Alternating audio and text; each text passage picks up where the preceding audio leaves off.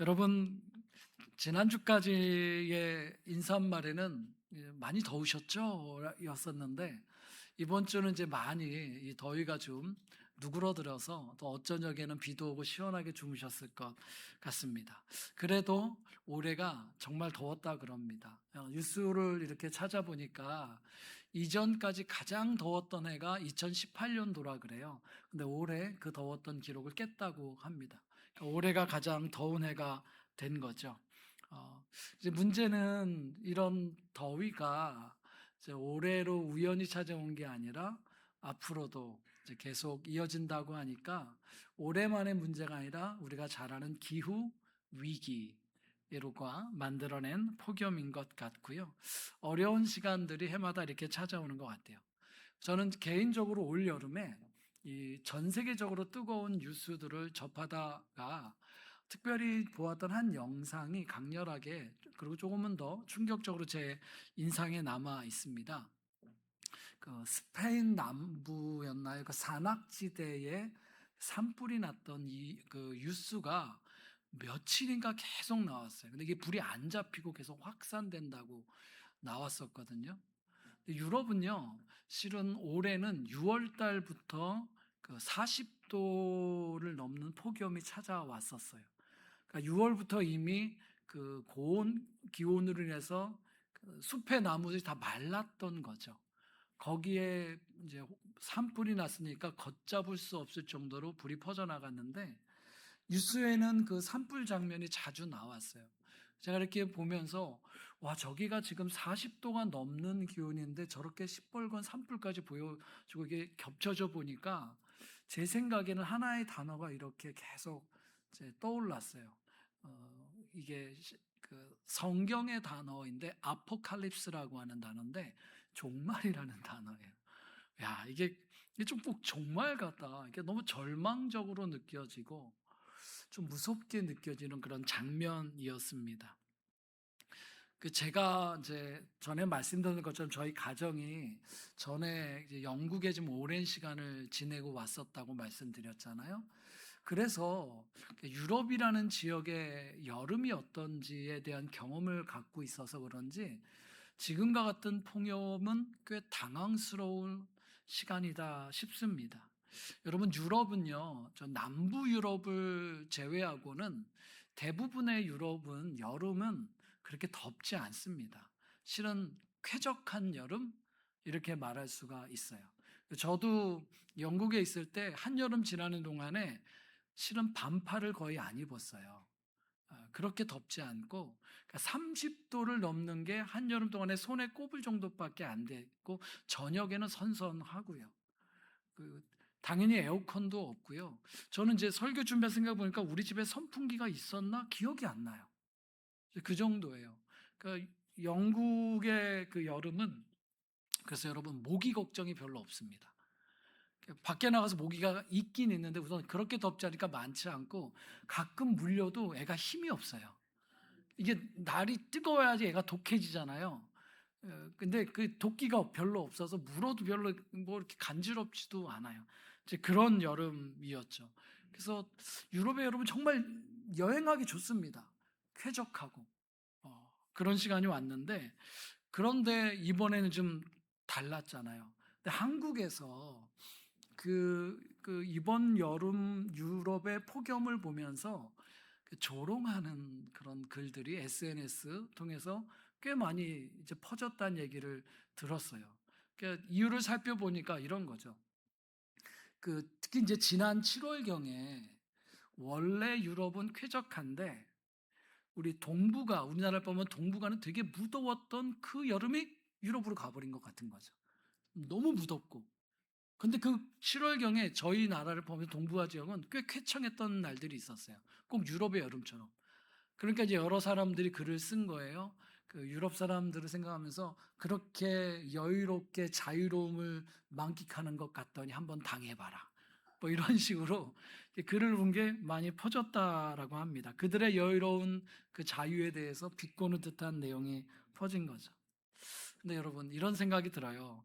그러니까 기후 위기라고 하는 이 어려운 시간을 우리가 이제 함께 고민하고 함께 이제 아파하고 생각하기보다는 이제 체념한 듯 그저 조롱하는 이러한 것들이 점점 커졌다라는 거죠.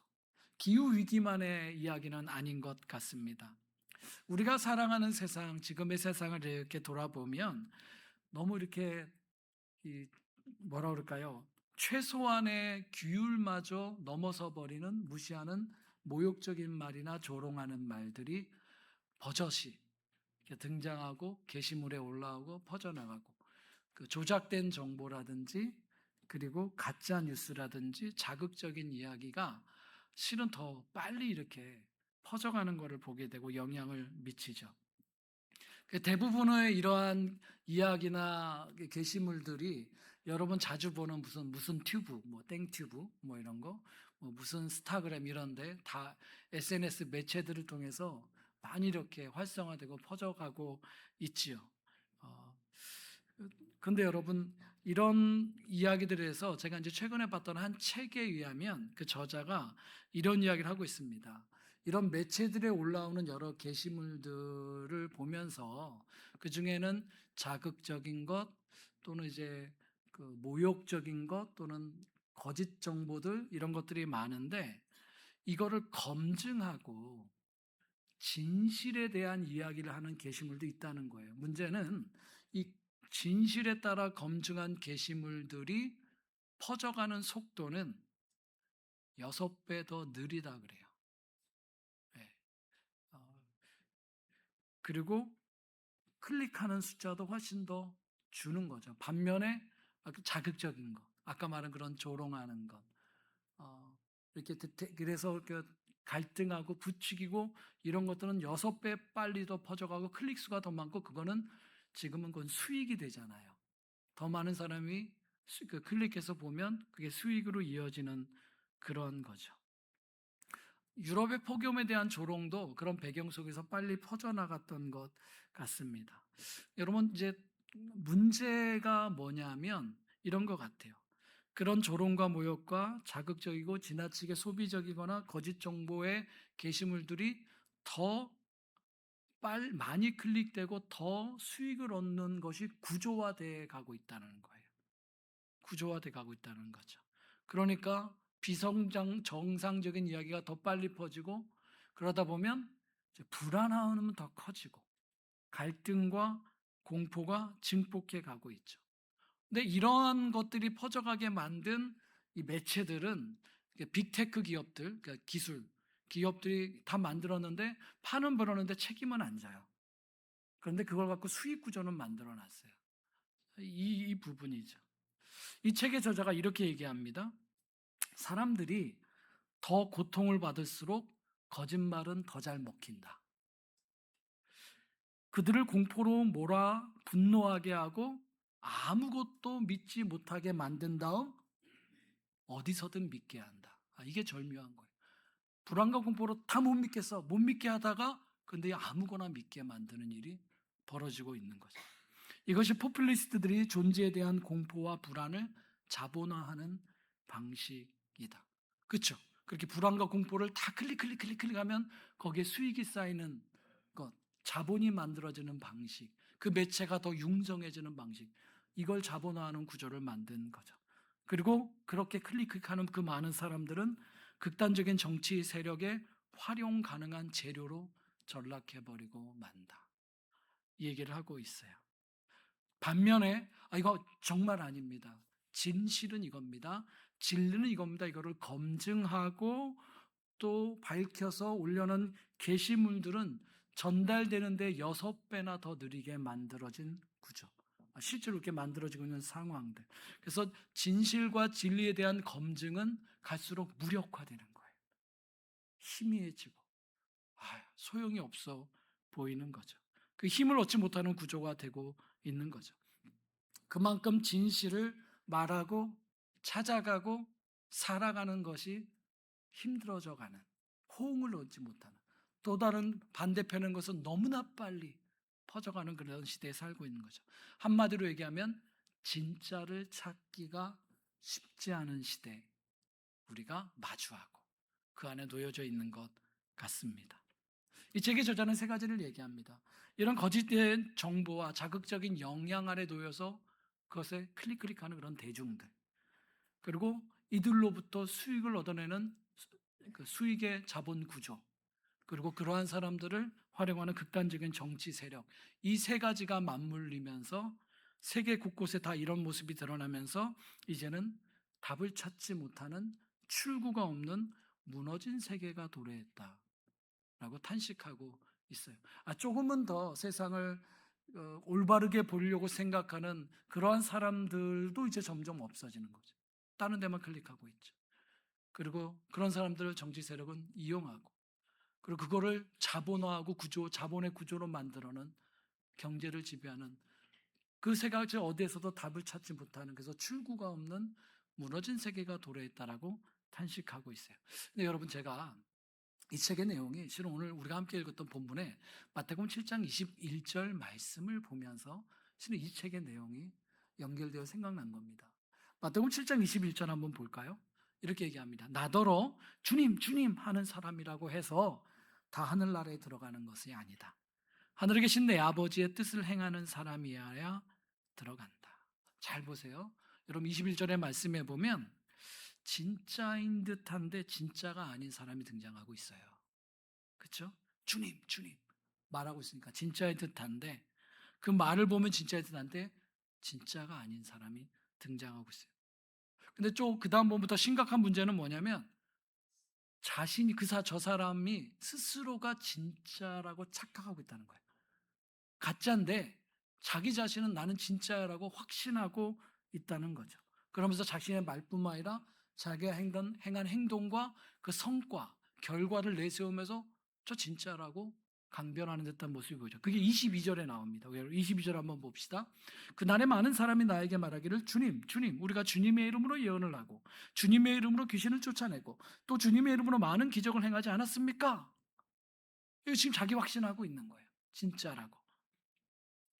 근데 여러분, 오늘 우리 본문을 쭉 읽다 보면 그들이 정말 진짜인지 아니면 가짜인지를 참으로 판단하시는 분이 이제 등장하는 것을 보게 돼요. 그들을 판단하는 분이. 그분이 누구냐면, 그분은 바로 그들이 주님이라고 부르는 분이에요. 그들이 주님이라고 부르는 바로 그 주님께서 등장하셔서 그들을 판단하시죠. 근데 그 주님의 판단은 매우 명확하고 그리고 놀랍습니다. 뭐라고 하냐면 그들은 가짜라고 말하고 계십니다. 그런 말만 주님 주님 할 뿐이라고 선언하고 계시죠. 그리고 정말로는 주님의 뜻을 따라 행한 것은 아니었다고, 여러 가지 행한 것도 있고 결과도 있는데 그것이 주님의 뜻을 따라 행한 것은 아니었다라고 명확한 판단을 내리고 있습니다. 그런데 여러분, 문제는 그런 사람들이 꽤 많다는 겁니다. 22절 보십시오. 앞부분에 보면 그날에 많은 사람이 나에게 와서 이렇게 말한다는 거예요. 꽤 많은 사람이 자기가 가짜인 줄도 모르고 살아가고 있다라는 거죠. 자신이 가짜의 길을 걸어왔는지도 모르고 진짜라고 착각하고 주장하고 있다는 거죠. 여러분, 이 말씀에서 이제 우리가 오늘 우리를 향한 하나님의 말씀을 묵상할 때 한 가지 주목하고 싶은 부분이 있습니다. 바로 이러한 판단이 내려지는 그때, 오늘 성경의 표현에 하면 그날에 대한 겁니다. 그날에 라고 이렇게 표현되어 있죠. 여러분, 이 판단의 때를 주님은 그날이라고 표현하고 계시죠. 이러한 판단의 때인 그날은 실은 구약 성경 내내 하나님께서 이러한 날이 있을 것이라고 이미 많은 선지자들 통해서 우리에게 알려주셨던 날입니다. 그래서 구약 성경은 이러한 날에 대한 예언들을 모아서 보통 여호와의 날, 그날은 바로 여호와의 날이다, 욤 야훼라고 표현하고 있는 그러한 선지자의 말들이 많이 나와 있습니다. 몇 군데 보겠습니다. 이사야서 2장 11절 12절 이렇게 나옵니다. 그날에 인간의 거만한 눈초리가 풀이 죽고 사람의 거드름이 꺾이고 오직 주님만 홀로 높임을 받으실 것이다. 그날은 만군의 주님께서 준비하셨다. 모든 교만한 자와 거만한 자, 모든 오만한 자들이 낮아지는 날이다. 하나님의 심판의 날이 온다 말하고 있죠. 또 한 군데 보겠습니다. 요엘서 2장 31절도 이렇게 말합니다. 해가 어두워지고 달이 핏빛같이 붉어질 것이다. 끔찍스럽고 크나큰 주의 날이 오기 전에 그런 일이 먼저 일어날 것이다. 주의 날에 앞에 이러한 끔찍한 심판의 일들이 있을 것이다 말씀하고 있죠. 아모스도 이런 얘기를 합니다. 아모스 5장 18절을 보겠습니다. 너희는 망한다. 주님의 날이 오기를 바라는 자들아, 왜 주님의 날을 사모하느냐? 그 날은 어둡고 빛이라고는 없다. 와, 주님의 날이 오면 승리와 영광과 모든 상급을, 실은 오늘 22절에 그날에 많은 사람이 내게 와서 우리가 주님의 이름으로 이렇게 행했습니다 라는 자들도 아마 주님의 날을 기다리는 듯이 말하는 것 같아요. 아모스는 이렇게 말합니다. 너희는 망한다. 주님의 날을 기다린다고? 왜 기다리니? 왜 사모하니? 그 날은 어둡고 빛이 없을 거야. 전혀 다른 일이 벌어질 거라는 거죠. 하나님의 심판에 대한 얘기를 하고 있습니다. 근데 여러분, 놓치지 말아야 될 게 있습니다. 놓치지 말아야 될 것은 여호와의 날은 이렇게 심판만 얘기하는 건 아닙니다. 그날은 또 하나님의 의로움이 드러나고요, 하나님의 의로움의 길을 걸어왔던 자들의 구원의 역사가 일어나고 하나님의 나라가 완성되는 날입니다. 구약에도 그런 말이 있습니다. 스가랴서 14장 8절 9절의 말씀입니다.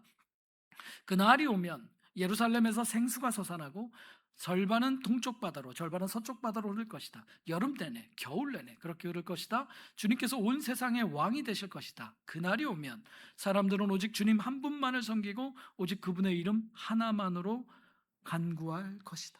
하나님이 참으로 왕이 되셔서 생명을 살리는 생수가 솟아나게 하시고 의로움을 드러내시고 그분이 다스리시는 온전한 하나님의 구원의 날, 여호와의 날, 이 하나님 나라가 완성될 것에 대해서 말씀하고 있습니다. 오늘 말씀해 보면 주님은 다시 그날에 대해서 우리에게 말씀하고 있어요. 세상에 이런 많은 가짜의 이야기가 넘쳐나는 세상에 마주하면서 주님은 그거 가짜라는 말을 하시기 전에 그날이 온다는 것을 우리에게 상기시키고 있습니다. 왜 그러실까? 우리가 그 부분을 좀 이해했으면 좋겠습니다. 우리 주님께서 그날을 다시 한번 이렇게 선포하시는 이유는 우리가 그 정해진 그날까지 우리는 무엇이 가짜이고 무엇이 진짜인지, 어떻게 사는 것이 진짜인지를 우리는 계속 묻고 찾고 두드리며 붙잡고 기도하며 응답하는 삶을 사는 삶으로 우리를 요청하고 계시기 때문이에요. 그날은 어느 날 그냥 이대로 살다가 아무 생각 없이 뚝 오는 날로 마주할 것이 아니라 그날이라고 말씀하신 이유로 우리의 삶은 그날까지 이어지는 삶이라는 겁니다. 그날까지 우리는 무엇이 진짜인지를 분별하고 구하고 찾고 살아가야 된다는 거죠. 비록 그 진리의 길이 세상과 비교해서 6배나 더 느리는 것 같고 클릭수가 적듯이 사람들의 호응은 훨씬 더 덜할지라도 그날까지 우리의 길은 그 진짜를 향해 계속 걸어가는 길이 돼야 된다는 거죠. 오늘 성경의 말씀대로 하면 그렇게 돼야 그날에 이르렀을 때 우리의 삶이 지나고 보니 내 집이 모래 위에 지어진 집이 아니라 무너지지 않는 반석 위에 지은 집이었구나라는 것을 그때 비로소 발견하게 된다는 거예요. 주님은 우리에게 우리의 삶을 조종해 주고 있어요. 그냥 현실에 벌어지는 이 일 저 일에 마음 다 뺏기지 말고 그날을 바라보며 우리의 삶은 그날을 향해서 진짜를 찾아가서 계속 걸어가는 삶이어야 된다는 것을 우리에게 말씀하고 있습니다. 여러분, 저는 말씀을 묵상하면서 실은 이렇게 진짜 하나님의 진리의 말씀을 찾고 구하고 걸었던 사람의 그 모습을 시편 119편의 시인을 통해서 발견하게 됩니다.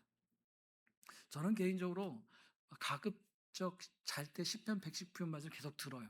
너무 좋아요. 저는 그 말씀이 제일 긴 장이에요. 그 말씀을 다시 보면서 오늘 진짜를 찾고자 그렇게 애쓰고 무던히 걷고 행하는 시인의 모습을 여러분과 잠시 살펴보려고 합니다. 여러분, 시편 119편의 시인은 전심으로 하나님의 진리의 말씀을 찾고 있습니다. 10절의 말씀입니다. 한번 보겠습니다. 내가 전심으로 주를 찾았사오니 주의 계명에서 떠나지 말게 하소서. 주님, 가짜가 너무 많은 세상에 나도 떠날 수 있는데 주님, 내가 전심으로 찾습니다. 마음에 거기 집중합니다. 나를 주의 계명에서 떠나지 말게 하옵소서. 그렇게 걸어가는 길들이 이것저것 다 갈 수 있는 세상의 넓은 길은 아닐 거예요. 우리가 들었던 말씀처럼 때로는 그런 좁은 진리의 길일 수 있습니다. 나 혼자 그 길 가는 것처럼 보일 수도 있고 홀로 가는 나그네 길처럼 보일 수 있습니다. 그래도 주의 말씀을 찾는 사람, 바로 19절에 나옵니다. 그는 이렇게 고백합니다. 나는 땅에서 나그네가 되었사오니 주의 계명들을 내게 숨기지 마소서. 주님, 세상에 나그네처럼 살지라도 그러나 주의 계명 내게 숨기지 마옵소서. 그렇게 주님의 말씀을 찾는데 그럼에도 불구하고 때로는 그 말씀이 잘 안 들릴 때가 있어요. 세상살이 속에서 그 말씀의 뜻이 무엇인지, 당신의 뜻이 무엇인지 찾고 찾지만 잘 몰라서 안타까울 때도 많이 있고 가슴 치면서 그 말씀을 사모할 때도 있어요. 그러다 보니까 마음이 상할 정도죠. 말씀을 찾다가 마음을 상하는 마음이 여러분 20절에 나오고 있습니다. 20절 말씀 보겠습니다. 주의 규례들을 항상 사모함으로 내 마음이 상하나이다. 저는 참 이런 마음이 어떤 면에서는 부럽습니다. 내게 이것이 없어서 마음이 상하고요, 이것이 안 이루어져서 마음이 상하고요, 내가 대접받지 못해서 이런 것이 아니라 그의 마음은 너무 고귀해서 주님의 말씀을 너무 사모하다 보니까 너무 사모해서 내 마음이 상할 정도로 그런 마음을 갖고 있어요. 근데 여러분, 놀랍게 이 시인은 그렇게 주님의 진리의 말씀을 구하고 찾고 이 혼란한 세상에서 비록 좁은 길과 같은 길을 걸어가지만, 그래서 때로는 삶은 좁아 보이고 또 넉넉하지 않은 삶인 것처럼 보이지만 실은 이 혼란한 세상을 누구보다 담대하게 거침없이 자유롭게 걸어가는 삶인 것을 보여줍니다. 45절 말씀 이렇게 말하고 있습니다. 내가 주의 법도들을 구하여 싸우니 자유롭게 걸어갈 것이오.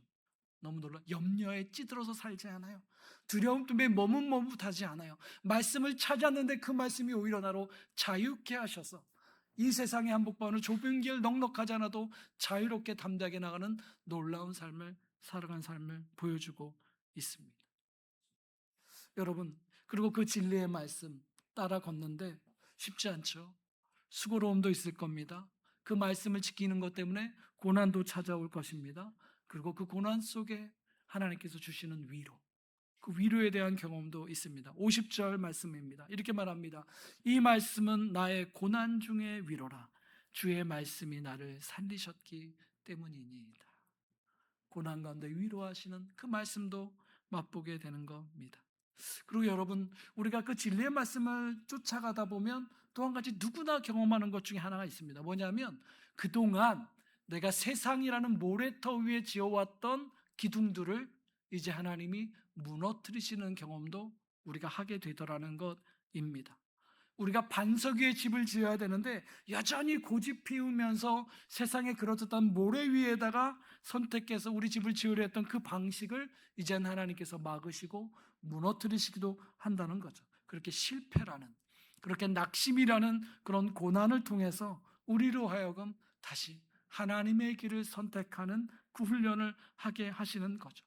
그리고 그 시간을 통과함으로써 비로소 이 고난이 나로 하여금 더 이상 모래가 아니라 반석으로 이끄는 방법이었구나라는 이 고난의 소중함을 깨닫는 거죠. 고난이 유익한 거였구나, 나로 좀 더 견고한 집을 짓게 하는구나, 이것을 깨닫게 되는 거죠. 여러분, 이 고백이 67절과 71절에 나오고 있습니다.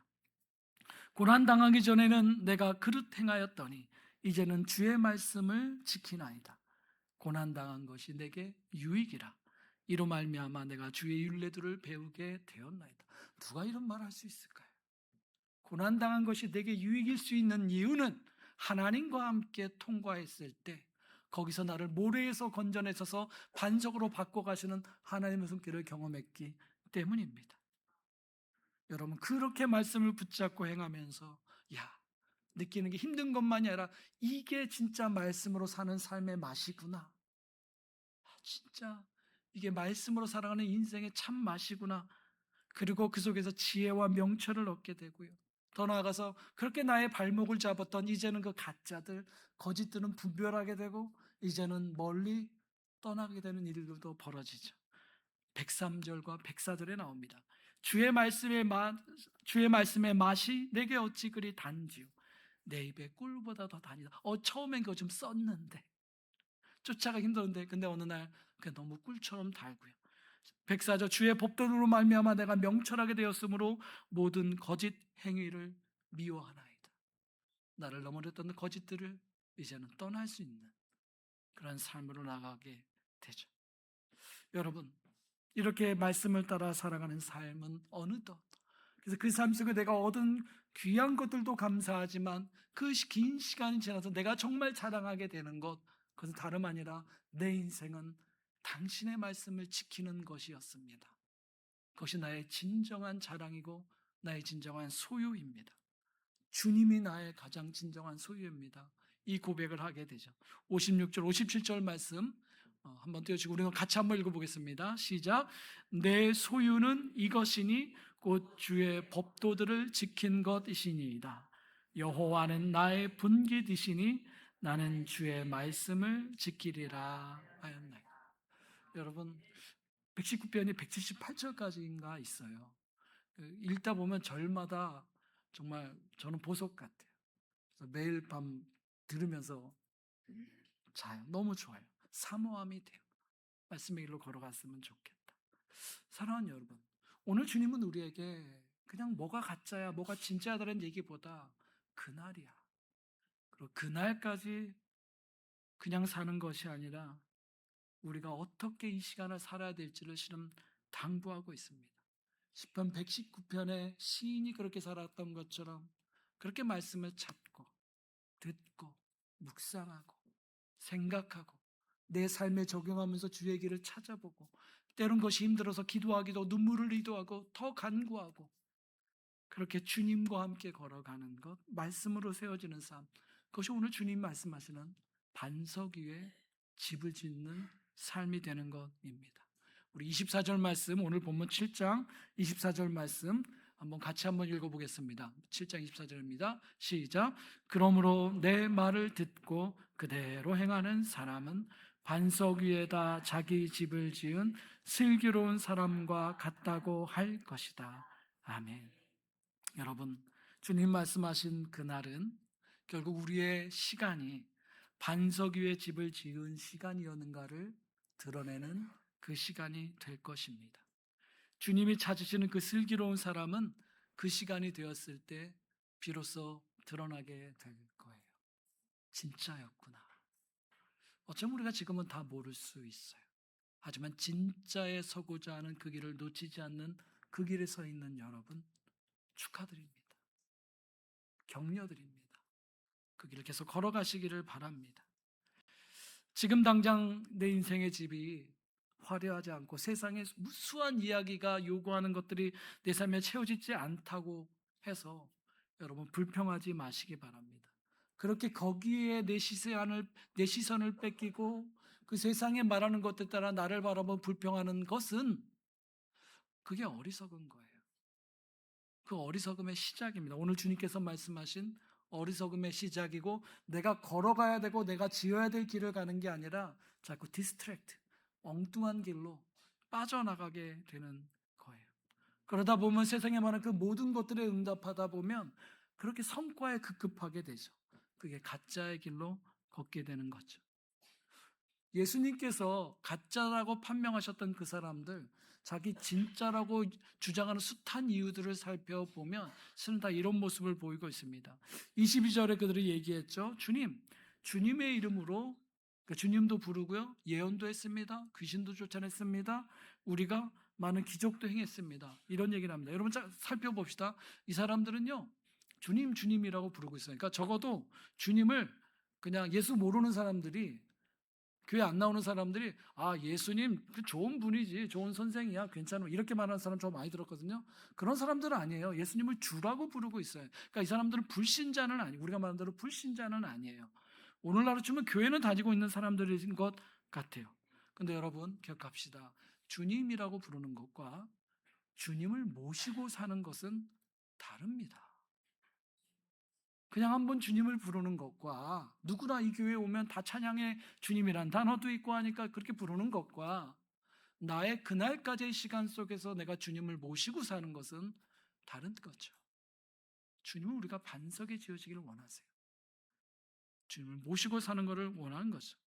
또 이 사람들은 여러 가지를 했다고 합니다. 가만히 들여다보면 누구보다도 종교적인 활동을 많이 했고요. 나름 성과를 낸 사람들인 것 같습니다. 자신들이 인정받기 위한 성과의 목록이 나오죠. 우리가 주의 이름으로 예언도 했습니다. 주의 이름으로 귀신도 쫓았습니다. 주의 이름으로 기적적인 능력도 행했습니다. 그저 명목상의 크리스찬이 아니라 실제로 오늘날 지금 교회 안에서 많은 활동을 했던 걸로 보여집니다. 근데 주님은 단언 이런 자에 말씀하십니다. 나는 너희를 모른다. 이렇게 말씀하십니다. 23절에 나는 너희를 도무지 알지 못한다. 불법을 행하는 자들아 내게서 물러가라. 여러분 여기서 알지 못한다. 모른다는 말은 알지 못한다라는 단어예요. 그래서 여기서 안다는 단어는 어떤 의미가 있냐면 관계적으로 알게 된 것을 의미하는 겁니다. 관계적으로. 그러니까 시편 119편의 시인처럼 주님 앞에 찾아가고 주님의 뜻을 듣고 그 말씀을 내 마음에 지키고 잘 모르면 주님께 기도하고 물어보고 할 능력에서 주님 도와달라고 기도하고 그것 때문에 애쓰고 때로는 눈물도 흘리고 또는 기뻐하고 감사하고 그 말씀 다 나를 바꾸고 이거 주님과의 관계 안에서 이루어진 일들이에요. 근데 이 사람들은 그게 없었다라는 거예요. 주님을 실은 찾은 적이 없어요. 그냥 예수에 대한 지식과 정보는 있는지 모르겠어요. 그것 따라 매뉴얼처럼 했는지 모르겠어요. 종교적 활동을 많이 했는지 모르지만 실은 주님께 진실로 물은 적이 없어요. 왜 그랬을까요? 교회라는 대단해 보이는 공동체 안에 이렇게 종교적 활동을 하면 내가 인정받겠지. 이런 마음이 많았을 거예요. 실은 그들에게는 정말로 하나님의 뜻을 행하려는 목적보다는 자신이 원하는 것을 행하기 위해서 하나님에 대한 지식을 가져다 썼다라고 말할 수 있겠죠. 하나님의 뜻을 위해서 산 것이 아니라 자신의 뜻을 위해서 하나님의 것을 이용했다라고 볼 수가 있습니다. 그래서 여러분 주님은 21절에 분명히 말씀하셨어요. 나더러 주님이라고 해서 다 천국에 들어가는 것이 아니다. 하늘에 계신 내 아버지의 뜻을 행하는 자라야 천국에 들어가는 거예요. 그날까지의 시간 동안에 하나님의 뜻을 오늘 또 묻고 그게 뭐예요? 너무 좋은데요? 근데 너무 힘든데요? 어떻게 하죠? 도와주세요. 주님과 걸어가는 것이 없이 살아갔던 거죠. 사랑하는 여러분, 오늘 우리가 지난 상반기 동안에 함께 묵상했던 산상수훈 마지막 말씀 앞에 서 있습니다. 주님이 이 산상수훈의 말씀을 마무리하시면서 우리를 그날에 다가올 시간 앞으로 초대하십니다. 그날을 향하여서 주님의 말씀과 함께 살아가는 삶으로 반석에 짓는 집의 인생으로 우리를 초대하고 계십니다. 주님 우리가 명목상의 그리스도인으로 남기를 원치 않으십니다. 교회는 다니지만 우리의 인생이 세상의 모리 위에 지어지는 삶이 되지 않기를 바라십니다. 여러분, 주님은 여러분을 향해 진실하세요. 진짜 진실하시고 진정성이 있으세요. 주님은 여러분의 삶 안에 함께 계시고 동행하실 거예요. 그러니까 그렇기 때문에 여러분은 진짜가 될 수 있는 너무 중요한 기반은 갖고 계십니다. 다른 데로 가지 않으셔도 좋겠어요.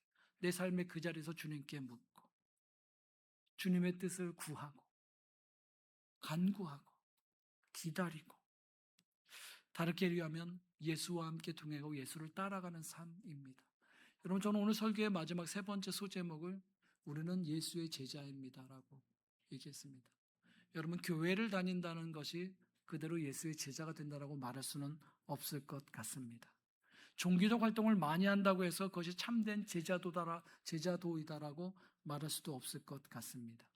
우리는 진짜 우리의 인생의 그 시간을 그날까지 예수를 따라가는 거예요. 예수에게 묻고 예수와 함께 가고 예수의 뜻을 행하는 겁니다. 근데 놀라운 건 뭔지 아십니까? 다시 6배 드릴 수 있어요? 사람들의 호응이 느릴 수 있어요? 별로 없을 수 있어요? 근데 그게 반석 위에 집을 짓는 거예요. 그게 무너지지 않는다라고 하는 것입니다. 여러분 저는 오늘 설교의 서두에 무너지는 세계에 탄식하고 있는 현대 지성인의 한 책의 이야기를 여러분과 나누었습니다. 세상에 많은 기술이 달려가고 있고 수많은 자본이 이렇게 작동하고 있는데 오히려 세상은 무너지고 있다. 그 세계 한복판 속에서 모든 사람이 그렇게 열심히 사는 듯하는데 무너지는 세계 한복판 속에서, 그런데 무너지지 않는 집을 짓고 사는 사람들이 정말 필요한 때입니다. 그리고 그런 사람들의 집이 연결되어서 세상을 구원해주는 견고한 성처럼 세워졌으면 좋겠습니다. 사랑하는 배움에게 성도 여러분, 저는 여러분의 그 작아 보이는 삶의 길들이, 집이, 그러나 반석의 견고히 세워지는 인생이 되시기를 바랍니다. 예수의 제자가 되시기를 바랍니다. 예수를 따라가는 삶이 되시기를 바랍니다. 그것이 어느 직장, 어느 자리여도 주님은 그곳에서 여러분의 인생의 집을 반석의 집은 집처럼 견고하게 세우실 겁니다. 그 집에서 여러분 또 다른 사람을 안전하게 구출하고 구원하는 견고한 터가 되어 주실 것입니다. 무엇보다 여러분의 인생이 그날까지 참으로 진짜의 삶을 걸어가시는 복된 삶이 되시기를 주님의 이름으로 축원합니다. 함께 기도합시다. 같이 기도합시다. 주님, 그날까지 주님을 향한 진짜의 길을 가게 하옵소서. 예수의 제자의 길을 기쁘게 걷게 하시고, 하나님 때로는 좁고 더디 가더라도 주님 안에 지어놓은